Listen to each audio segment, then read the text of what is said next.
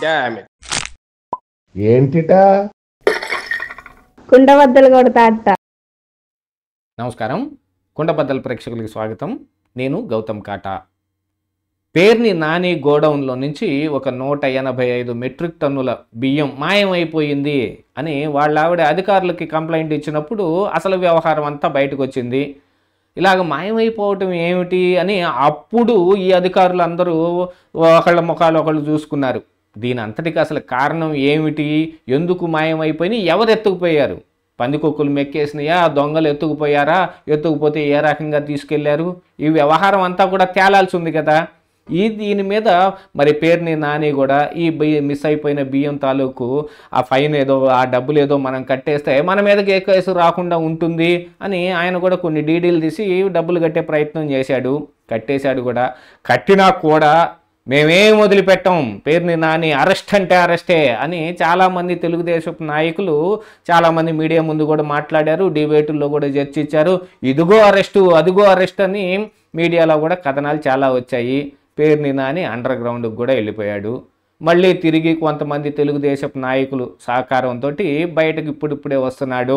ఆయన ఈ తెలుగుదేశం నాయకులు ఆయన కోసం కొంత లాబింగ్ చేస్తున్నారు. దీని మీద చంద్రబాబు నాయుడు కూడా బాగా ఆ ఆగ్రహావేశాలు వ్యక్తం చేశాడు అనే మ్యాటర్లు కూడా ఇప్పుడు మీడియా నిండా నడుస్తున్నాయి. దీనికి గాను ఆ మచిలీపట్నంలో ఉన్న కొనకళ్ళ బ్రదర్స్ ఈయన పేర్ని నానికి బాగా హెల్ప్ చేస్తున్నారు.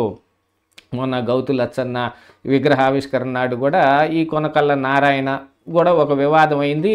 మేము ఇలా జరుగుద్ది అనుకోలేదు అని బుకాయింపు మాటలు మీడియా ముందుకు వచ్చి అలా చెప్పారు.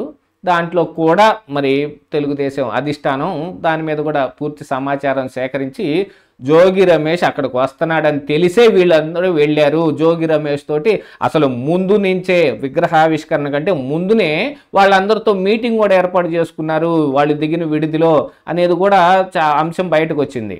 ఇప్పుడు పేర్ని నాని విషయానికి వస్తే అసలు ఈ 185 మెట్రిక్ టన్నులు ఎప్పుడు మాయమైపోయాయి, ఎలా మాయమైపోయాయి అనేది ఇప్పుడు ప్రభుత్వానికి కూడా తెలియాల్సిన అవసరం ఉంది కదా.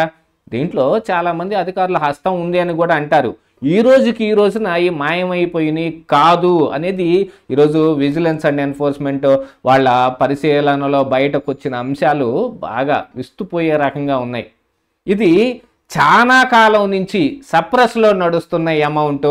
ప్రతి నెల ఈ రేషన్ షాపులకి అందాల్సిన ఈ బియ్యం మొత్తం వచ్చి గోడౌన్లో ఉన్నప్పుడు రేషన్ షాపుకి అందించే దగ్గర నుంచి గోల్మాల్ ప్రాక్టీస్ మొదలవుతుంది. బస్తాకి 4 నుంచి 5 కేజీలు తక్కువ బియ్యం రేషన్ షాపులకి అందించబడుతుంది. వాళ్ళు కూడా దాన్ని మేనేజ్ చేసుకుని దాన్ని కొంత మరి కాటాలో తక్కువ పెట్టో ఇంకోటి చేసో దాన్ని ప్రజలకు ఇచ్చే దాంట్లోనూ, ఆ తర్వాత లేకపోతే వాళ్ళు అమ్ముకునే దాంట్లోనూ, లేకపోతే ఆ రేషన్ షాప్ వాళ్ళకు వచ్చినందుకుగా నా నష్టం వాళ్ళు బరాయించే విధంగాను ఈ రకంగా జరుగుతుంది. యాక్చువల్గా ఇది రేషన్ షాపు డీలర్లు కూడా అమ్ముకునేది ఏమీ లేదు. మొత్తం ఎండిఓలే దగ్గరుండి మొత్తం గోడౌన్లే ఎత్తేస్తారు అనే అంశం కూడా బయటకు వచ్చింది. దాని ప్రకారంగా చూసుకుంటే ఇప్పుడు విజిలెన్స్ వాళ్ళు తీసిన ఈ కార్యక్రమం మొత్తం అంశం బయటపడుతుంది. ఏవైతే బోగస్ రేషన్ కార్డులు ఉన్నాయో ఆ తాలూకు బియ్యం కానీ ఇలాగ తక్కువ బస్తాకి 5 కేజీలు తక్కువ అందించే ఈ బియ్యాన్ని కానీ ఆ బియ్యం బస్తాలు వచ్చి దిగ్గానే ఇటు పక్కన పోర్టుకి ఎత్తేస్తారట. అవన్నీ ముందే అమ్ముడు పోతాయి. గత 5 సంవత్సరాల్లో ఇదే జరిగింది కాబట్టి ఆ విజిలెన్స్ వాళ్ళు ఎవరు వచ్చి ఆ గోడౌన్ల మీద తనిఖీలు చేయటం ఉండదు. కానీ కూటమి ప్రభుత్వం వచ్చిన తర్వాత కూడా ఈ గోడౌన్లు ఎలాగనే మెయింటైన్ అవుతున్నాయి. వీళ్ళకి ఇలాగనే ఈ వైఎస్ఆర్ కాంగ్రెస్ పార్టీ నాయకులైనా కూడా వీళ్ళకి తెలుగుదేశం పార్టీ తాలూకు వాళ్ళతోటి సంబంధాలు ఉండటం వల్ల ఇలానే నడుస్తూ ఉన్నాయి. కానీ మధ్యలో అనవసరంగా మరి పవన్ కళ్యాణ్ ఒక తేనె తొట్టె కదిలిచ్చాడు. సీజ్ ద షిప్ దాకా వెళ్ళేటప్పటికీ వీటన్నిటి మీద ఇక ఎంక్వైరీలు మొదలవుతాయి అని అనుకున్న టైంలో ఏం చేయాలో పాలుపోక ఒక 185 మెట్రిక్ టన్నులు మా గోడౌన్ నుంచి మాయమైపోయాయి అని పేర్ని నాని వైఫే వెళ్ళి కంప్లైంట్ ఇచ్చింది. దానికి గాను మేము బాధ్యత వహిస్తాం, డబ్బులు కట్టేస్తాం అంటే ఆ డబ్బులు కట్టేసేస్తే ఆ కేసు ఏదో మాఫీ అయిపోతుంది, మొత్తం అక్కడతోటి సరైపోతుంది అనుకున్నారు. కానీ వ్యవహారం ఏడదాకా వచ్చి ఒక పాత డొంక అంతా కదిలి మొత్తం అసలు ఏం జరిగిందనేది విజిలెన్స్ ఈ రోజున బయటకు తీస్తుంటే ప్రతి నెల వాళ్ళు అమ్ముకుంటున్న ఆ బియ్యంలో సప్రెస్గా మిగిలిపోయినాయే. ఇది ఈ రోజునో లేకపోతే ఈ నెలలోనో 185 మెట్రిక్ టన్నులు మాయమైపోయింది కాదు. నెల కొంత బియ్యం అమ్ముకునే దాంట్లో వచ్చే నష్టం ముందుగా రేషన్ షాపులు వాళ్ళకి ఇచ్చేసే దానికంటే ముందుగానే వీళ్ళు అమ్మేసుకొని లారీలకు ఎత్తేసి పోర్టులకు పంపించేస్తూ ఉంటే మరి అవి తక్కువగా ఏమవుతాయి?